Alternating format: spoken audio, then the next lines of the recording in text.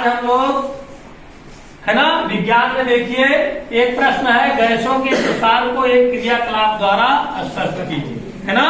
तो इसको हम लोग क्रियाकलाप करके देखते हैं। देखो हमारे सामने क्या है, एक जग है, इसमें ठंडा पानी रखा हुआ है ना, एक कुकर है, इसमें गर्म पानी रखा हुआ है। ठीक, हमारे हाथ में क्या है, पानी का बोतल है, इसमें क्या लगा हुआ है, गुब्बारा लगा हुआ है। ठीक है ना, इसके ऊपर क्या लगा है, गुब्बारा लगा हुआ है। हम लोग देखते हैं क्या होता है। इस बोतल को सबसे पहले हम कहाँ डालते हैं, ठंडे पानी में डालते हैं। देखो ठंडे पानी में डालने से इसमें कोई परिवर्तन हो रहा है, नहीं हो रहा है ना। अब हम इसको यहाँ से निकाल लेते हैं। इसको हम कहाँ पर डालते हैं, गर्म पानी में डालते हैं। देखो बच्चों ध्यान से देखना,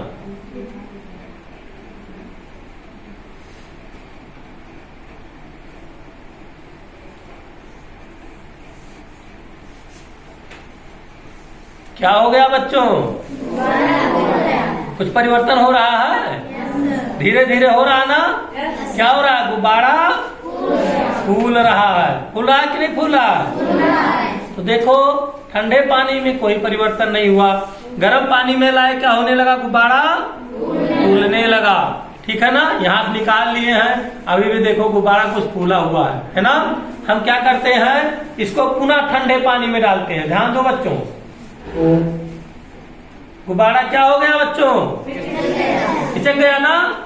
देख लो एकदम पिचक, जैसे जैसे पानी ठंडे पानी में समय बीत रहा वैसे वैसे गुब्बारा एकदम पिचकता जा रहा है। पिचक रहा है कि नहीं, हम एक दो निकाल दिए है ना। पुनः वही प्रक्रिया हम दोहराते हैं। देखो बच्चों, फिर हम क्या करते हैं, गर्म पानी में डाल दिए, फिर क्या हो रहा है बच्चों, ऐसा क्यों हो रहा है, क्या कारण है कि जब इसको हम ठंडे पानी में डालते हैं तो ये और पिचक जाता है ना, और गर्म पानी में डालते हैं तो ये फूलने लगता है। बताओ बच्चों क्या कारण है, ऐसा क्यों हो रहा है। और ये एक नहीं बार बार हो रहा है ना। देखो अब जैसे जैसे समय बीत रहा है, गर्म पानी में बोतल रखे हुए गुब्बारा क्या हो रहा है, वैसे वैसे फूल रहा है ना। ये प्रक्रिया चलती रहेगी। देखो बच्चों, हम इसमें डालेंगे, अभी गुब्बारा और पिचकता चला जाएगा। पिचक रहा है कि नहीं, पिचक रहा है। फिर यही प्रक्रिया करेंगे, दोहराएंगे हम। इसको गर्म पानी में डालो, क्या होगा, फूलना शुरू हो गया कि नहीं, हो गया। देखिए गुब्बारा फूल रहा है।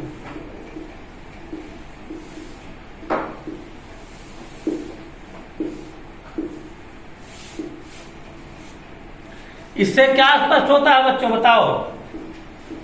जब हम ठंडे पानी में डालते हैं तो गुब्बारा पिचक जाता है, गर्म पानी में डालते हैं गुब्बारा फूल जाता है। ये प्रक्रिया हम बार बार करके दोहरा रहे हैं, लेकिन हमें रिजल्ट क्या मिल रहा है, वही मिल रहा है ना। तो इससे स्पष्ट क्या होता है कि बोतल के अंदर क्या भरा हुआ है बच्चों, वायु भरी हुई है ना। जब यह वायु हम ठंडे पानी में डालते हैं तो और भी ठंडी हो जाती है, इसलिए गुब्बारा क्या हो जाता है, और पिचक जाता है ना। लेकिन जब इस बोतल को हम गर्म पानी में डालते हैं तो इसके अंदर की वायु क्या हो जाती है, और गर्म हो जाती है, अर्थात उष्मा पा करके वो और हीट हो जाती है, गर्म हो जाती है।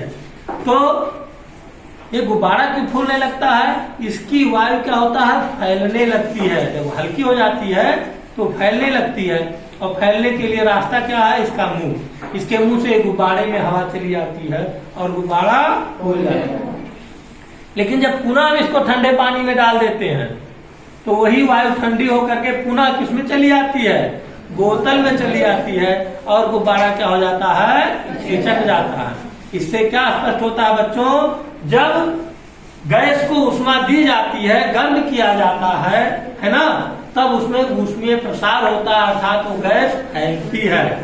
लेकिन जब उसको ठंडा किया जाता है तब वो क्या होती है, सिकुड़ती है। क्या होती है, सिकुड़ती है।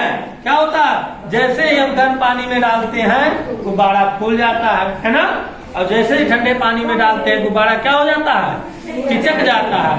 इससे स्पष्ट होता है कि गैसों में भी ठोस एवं द्रव की तरह ही ऊष्मीय प्रसार होता है। जिस प्रकार से ठोसों और द्रवों में ऊष्मीय प्रसार होता है, ठीक उसी प्रकार से गैसों में भी ऊष्मीय प्रसार होता है। हम लोग करके देख लिए कि नहीं? अगर ऊष्मा दी जाएगी तो उसमें प्रसार होगा, अगर उसका टेम्परेचर और ऊष्मा कम कर दी जाएगी तो क्या होगा? उसमें सिकुड़न होगा, है ना। अर्थात ऊष्मा देने पर वो फैलती है, कम करने पर ऊष्मा सिकुड़ती है ना। तो ठोसों में चालन के द्वारा, है ना, ऊष्मा का संचरण होता है, द्रवों में संवहन और गैसों में विकिरण।